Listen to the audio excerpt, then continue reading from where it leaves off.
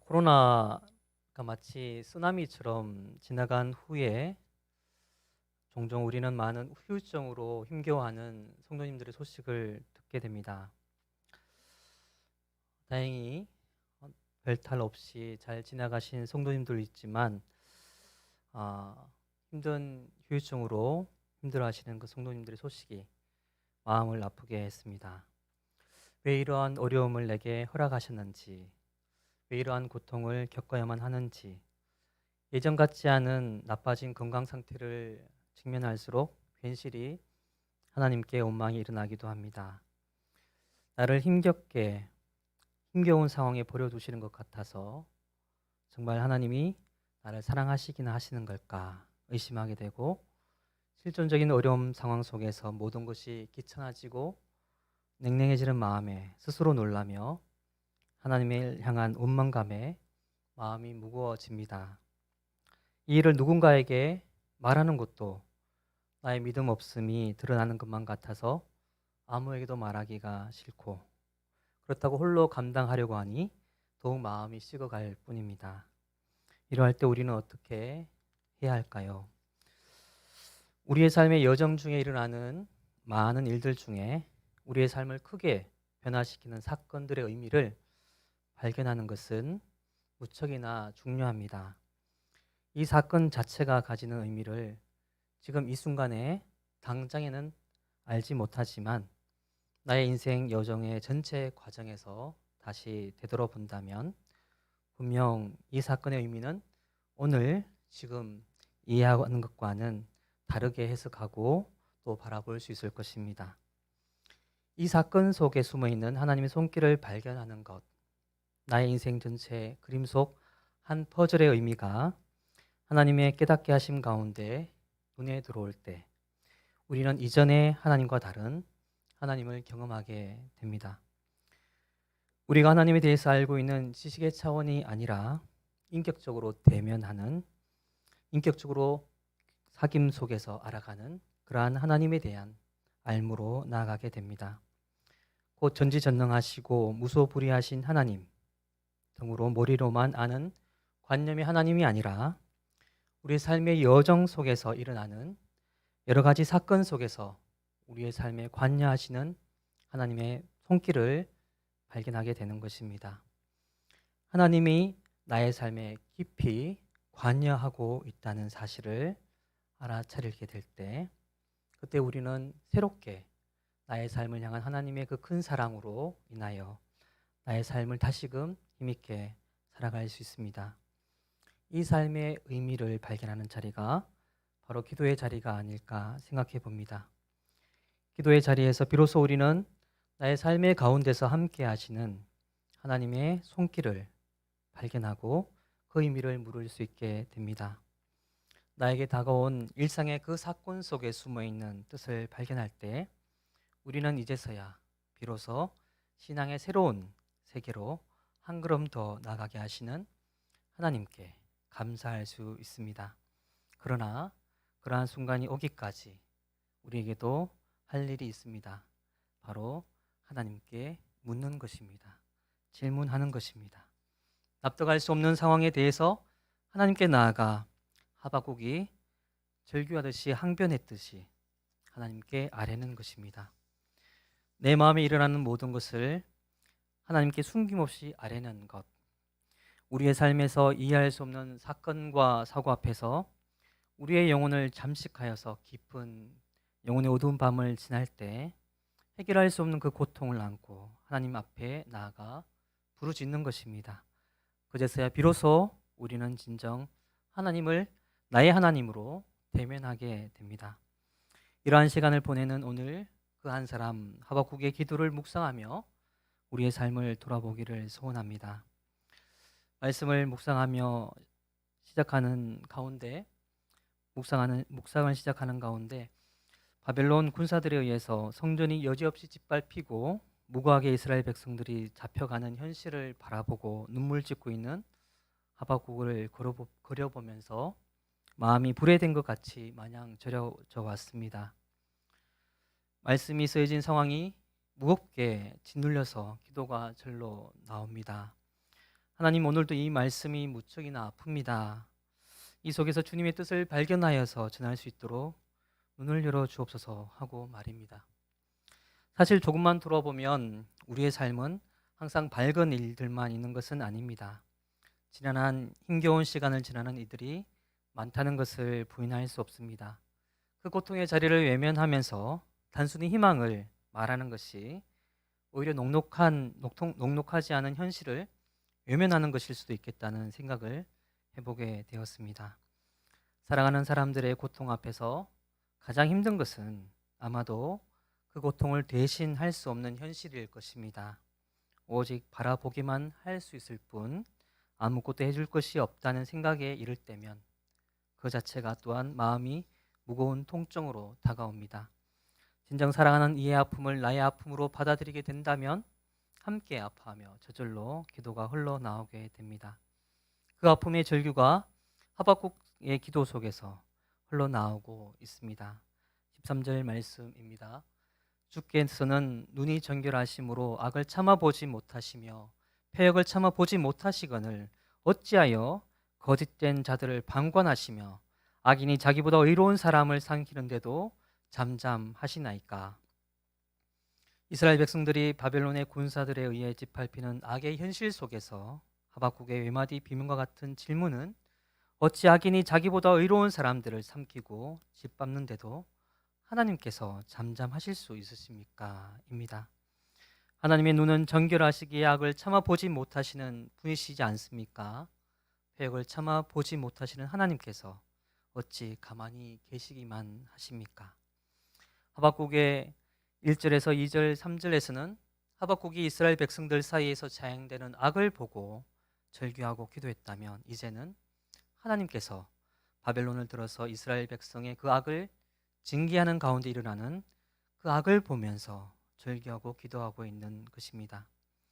14절에서 17절 말씀, 주께서 어찌하여 사람을 바다의 고기 같게 하시며 다스리는 자 없는 벌레 같게 하시나이까.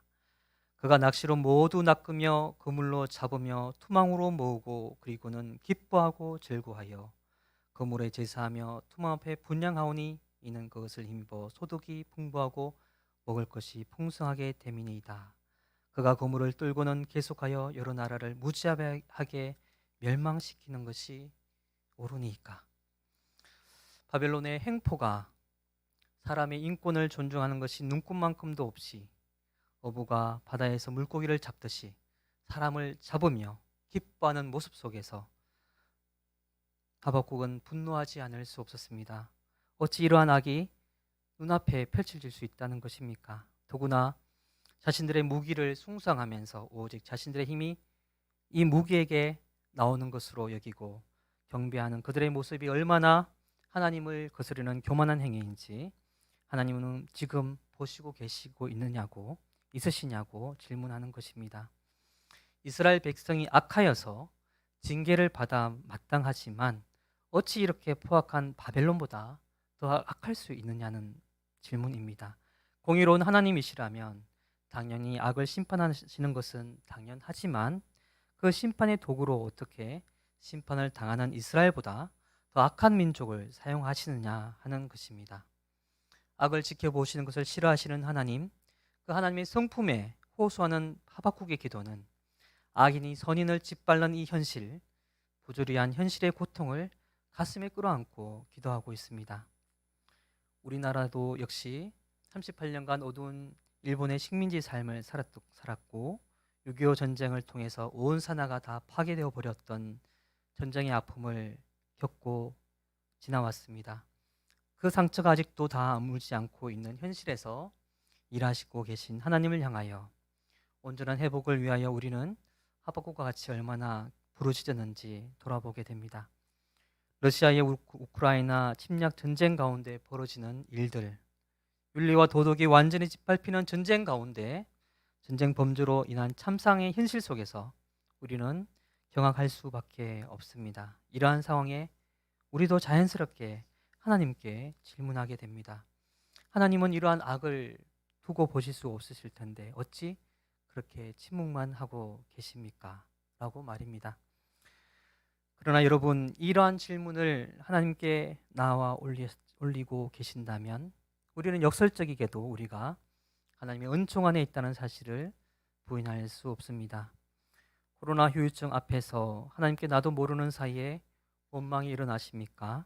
부조리한 현실 속에서 괜시리 어찌할 수 없어 하나님께 간구하고 있습니까? 하나님이 나를 버린 것만 같고 하나님에 대한 실망감으로 내 마음이 더욱 냉랭해져 갑니까? 그래서 하나님께 서운한 마음에 하나님께 크게 분노를 터뜨리고 싶어지십니까? 이것은 우리 안에 하나님이 바로 나의 삶을 이끌어 가시는 분이시라는 믿음을 주시고 그 믿음이 우리로 하여금 하나님께 나아가 기도하게 하고 있다는 오히려 반증입니다. 우리는 하나님을 찾을 수밖에 없습니다. 우리의 삶의 부조리 앞에서 마지막 해답을 제시할 수 있는 분은 오직 하나님 분이시기 때문입니다. 우리는 그것을 부인할 수 없습니다. 12절 말씀에 하박국 선지자가 부주리한 상황 속에서 고통의 절규 속에서 외친 첫 마디가 무엇인가요? 여호와 나의 하나님, 나의 거룩하신 이시여입니다. 그렇습니다. 하나님을 나의 하나님으로 우리 마음속에 터져 나온다면, 그 하나님께 우리가 지금 부르짖게 된다면, 그렇다면 우리는 고통의 현실 속에서 진정 의지할 분이 바로 하나님밖에 없음을 가슴으로 고백하는 자로서 우리가 바로 하나님의 자녀임을 이 호소 속에서 발견할 수 있습니다. 때때로 우리의 삶 속에 알 수 없는 고통을 허락하시는 듯한 하나님 앞에서 이 일로 간절한 심정으로 하나님께 나아온다고 한다면 우리는 이미 알고 있기 때문입니다. 오직 하나님 외에 답을 구할 분이 없다는 것을, 오직 하나님만이 그 답을 해 주실 수 있다는 것을, 나아가 이것은 역설적이게도 이 고난을 통하여 하나님께서 우리를 간절히 부르시고 기다리고 계셨다는 것을 의미합니다. 이사야 30장 18절 말씀입니다. 그러나 여호와께서 기다리시나니 이는 너희에게 은혜를 베풀려 하심이요 일어나시리니 이는 너희를 긍휼히 여기려 하심이라. 대저 여호와는 정의의 하나님이심이라. 그를 기다리는 자마다 복이 있도다. 우리는 부조리한 상황 앞에서 부르짖게 되는 그 신음소리에 응답하실 하나님을 기다리는 이 부르짖는 이 시간은 어쩌면 우리에게 그 고난을 통하여 하나님께로 더욱 가까이 나아오도록 하시는 하나님의 기다림의 시간의 열매가 아닐까요? 하박국의 기도를 더 자세히 들여다보겠습니다. 12절 말씀에 주께서는 만세 전부터 계시지 아니하시나이까 우리가 사망에 이르지 아니하리이다. 하박국이 절규하며 하나님께 나아가며 부르짖는 가운데 터져나온 믿음과 소망의 고백입니다. 우리가 고난 가운데 하나님을 찾고 계십니까? 그 하나님은 어떤 하나님이십니까? 하박국의 하나님께 고백하는 가운데 그가 알고 있던 하나님은 만세전 곧 영혼의 시간에 계시던 분이시며 우리의 생명을 주관하시는 분이십니다. 그 하나님 앞에 그가 나아가 기도하고 있습니다.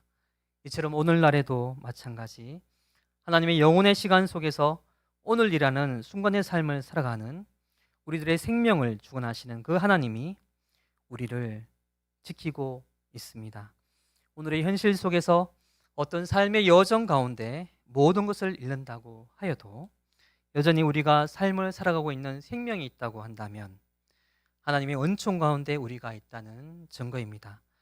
주께서 우리의 생명을 주관하시며 그 생명 안에 우리가 있음을 하박국과 같이 믿음의 고백으로 간구할 수 있습니다. 우리가 사망에 이르지 아니하리이다. 또한 하박국은 고백합니다. 여호와여 주께서 심판하기 위하여 그들을 두셨나이다. 반석이시여 주께서 경계하기 위하여 그들을 세우셨나이다. 바벨론을 들어서 이스라엘 백성을 짓밟는 현실 가운데 하박국이 하나님께 호소할 수 있는 이유는 바로 바벨론은 모든 권세를 가진 듯 자랑하지만 그들은 이스라엘 백성을 하나님께로 돌이키기 위하여 징계하기 위한 수단이라는 인식 때문입니다. 하나님의 손에 들려진 도구라는 그 깨달음 속에서 하박국은 하나님을 바라보며 그들의 횡포를 뛰어넘어 지금도 역사하시는 하나님을 신뢰할 수 있습니다. 그렇습니다.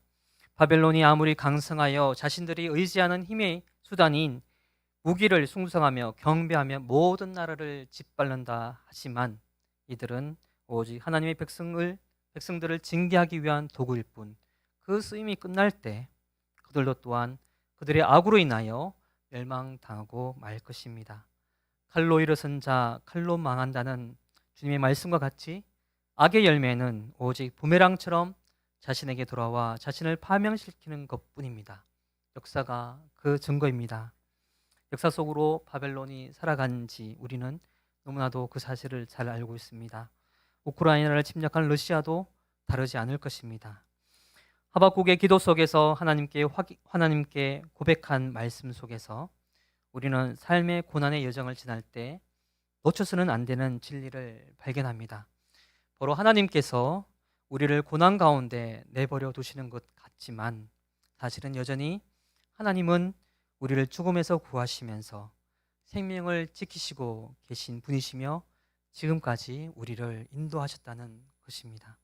하나님은 우리를 돌이켜 하나님께로 더욱 더 가까이 나오기를 원하시고 있습니다. 그 하나님이 우리의 상처를 싸매시고 치료하시는 분이시라는 것을 이 말씀 가운데 발견하게 됩니다. 왜냐하면 그분이 바로 생명의 권원이시기 때문입니다. 하나님이 바로 우리가 결국 의지할 반석이시라는 진리입니다. 우리는 종종 말합니다. 돈을 잃는 것은 조금 잃는 것이고 명예를 잃는 것은 반을 잃어버리는 것이고 건강을 잃는 것은 전부를 잃는 것입니다. 맞습니다. 이는 돈과 명예를 잃는 것이 건강을 잃는 것에 비한다면 아무것도 아니라는 말입니다. 그러하기에 건강이야말로 중요한 것이라는 사실을 강조하고 있습니다. 그러나 건강보다 더 중요한 것은 오직 우리 영혼과 하나님과의 관계입니다. 우리 삶의 여정이 끝에 이르렀을 때 오직 남아있는 것은 명예도 아니요 돈도 아니요 건강도 아닌 오직 하나님과의 친밀한 관계만이 오직 우리의 오늘의 삶의 자리와 죽음 넘어 하나님의 품에서 우리를 발견되도록 우리를 이끌어가기 때문입니다. 우리가 생각하는 하나님이 함께 하시는다는 기준, 그 기준은 우리가 축복의 기준으로 삼고 있는 것, 그것은 부와 명예와 건강의 지속이라고 여기기 쉽습니다. 부가 점점점 늘어나는 것, 나의 명예가 떨치는 것, 건강이 예전과 같이 늘 건강한 것, 이것을 선으로 여기며 복으로 여기기 쉽습니다. 그러하기에 부를 잃어버린 것, 명예를 훼손당하는 것, 건강을 잃어버린 것이 악이고 저주라고 생각합니다. 그러나 하나님의 기준은 우리의 기준과는 다릅니다. 삶의 본질이 바로 생명 대신 하나님과의 관계 속에서 비롯되기 때문입니다. 바로 하나님과의 관계, 하나님과의 친밀함이 바로 그 기준입니다. 어떤 이들은 더 부해지고 명예가 올라갈수록 하나님과 멀어지는 사람이 있습니다. 그렇다면 그것은 그의 영혼에게 악인 것입니다. 그러나 오히려 가난하여지고 질병으로 힘들어지더라도 그 일로 하나님께 더욱 가까이 나아가는 사람이 있다면 이것은 하나님 편에서 선입니다. 부와 명예와 건강이 복이 아니라 하나님과 얼마나 친밀하느냐, 하나님과의 친밀함이 진정 복의 권원이기 때문입니다. 우리에게 하나님께서 부를 허락하셨습니까? 그렇다면 더욱 부의 마음을 빼앗기지 않도록 수도자적인 심정으로 하나님께 나아가야 하겠습니다. 우리에게 명예가 더할 나위 없이 높아지고 있습니까?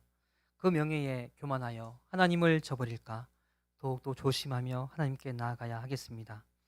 그럴 때 진정한 명예는 그에게 선이 될 것입니다. 우리에게 닥쳐온 고난과 질병으로 인하여 불쑥 하나님이 원망스러워지십니까? 하나님께 모든 원인을 돌리고 싶으십니까? 이것은 하나님께서 그 고난과 질병을 통해서 우리를 더욱 가까이 부르시는 시간입니다. 어쩌면 잔인하다 할 정도로 우리가 전부라고 생각하는 모든 것을 빼앗아 버리고 잃어버리게 하실 때도 있습니다. 그때는 우리가 하나님께 더욱더 가까이 나오기를 원하시는 순간입니다. 어쩌면 모든 하나님과 친밀한 관계를 위하여 방해가 되는 모든 것을 하나님은 때때로 그의 사랑하심으로 제거하실 수도 있습니다. 그러므로 온전히 하나님께 나올 그 시간, 하나님은 그 시간을 위하여 일하십니다. 우리 안에 만나게 되는 모든 고난의 사건 앞에서 원망하는 마음이 하나님께 떠오르신다면 이는 이렇게라도 해서라도 하나님께로 나오시기를 원하시는 하나님의 갈망이 우리의 영혼에 이르렀음을 반증하는 것은 아닐까요? 사도 바울이 육신의 가시 때문에 낫기를 3번이나 간구하였지만 돌아온 주님의 말씀은 내 은혜가 내게 족하다라는 말씀이었습니다. 그 가시로 인하여 사도 바울이 겸손히 날마다 주님께 더욱 가까이 나아가며 주님을 의지할 수 있었기 때문입니다. 우리의 고통 속에서 침묵하시는 하나님을 향한 우리의 갈망이 더욱 커질수록 그동안 하나님의 부르심에 대한 우리의 침묵의 시간이 얼마나 길었는지 돌아볼 수 있기를 소원합니다. 우리의 삶의 고통과 고난의 시간은 바로 하나님과 만날 수 있는 가장 소중한 시간입니다. 우리의 높아진 마음이 낮아지고 겸손히 하나님의 음성을 들을 수 있도록 인도하시는 하나님의 손길이 지금 우리에게 임한 것이기 때문입니다. 그 자리에서 우리는 이제 다시 시작할 수 있습니다. 시편 73편에 악인에 의해 선인이 고난을 당하는 모습을 지켜보며 실족하였던 아삽의 마지막 깨달음으로 말씀을 맺고자 합니다. 내 육체와 마음은 쇠약하나 하나님은 내 마음의 반석이요 영원한 분깃이시라. 무릇 주를 멀리하는 자는 망하리니 엄녀같이 주를 떠난 자를 주께서 다 멸하셨나이다. 하나님께 가까이 함이 내게 복이라. 내가 주 여호와를 나의 피난처로 삼아 주의 모든 행적을 전파하리이다. 아멘. 기도하겠습니다.